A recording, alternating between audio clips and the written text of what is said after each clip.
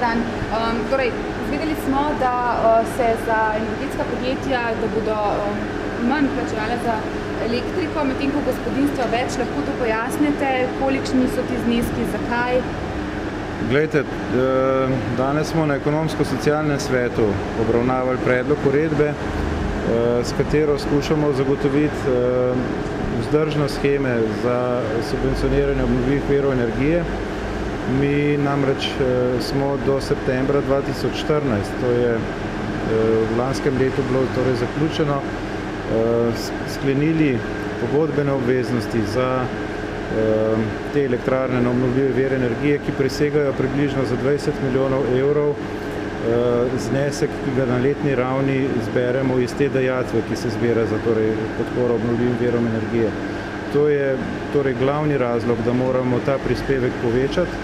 Hkrati pa urejamo tudi uskladitev oprostitve za energetsko intenzivna podjetja, ki je bila tudi že sedaj v veljavi, vendar jo zdaj usklajujemo s pravili, ki so bile na evropski ravni sprejete, torej z usmeritvami Evropske komisije.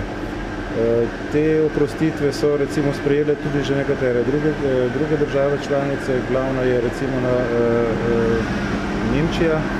In mi zdaj, bom rekel, v okviru tega, ko moramo zagotoviti teh manjkajočih 20 milijonov evrov, usklajujemo še to oprostitev za energetsko intenzivna podjetja. Ni pa to glavni razlog, da mi zdaj želimo energetsko intenzivna podjetja razbremeniti in obremeniti torej ostale uporabnike, ampak kot rečeno, te oprostitve so bile v veljavi za energetsko intenzivna podjetja tudi že doslej, sedaj pa jih usklajujemo z pravili Evropske komisije. Kaj lahko pričakujejo tisti, ki plačujemo elektriko vsak mesec, za koliko povišanje?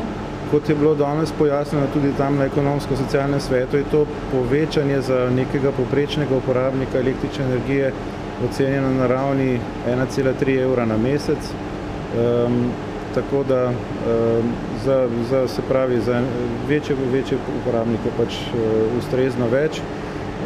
Približno za 20% se sam ta prispevek povečuje, ki je del tistih fiksnih prispevkov, ki se plačujejo pri plačilu električne energije. Je to že dokončno, mora to vlada še kaj potrditi?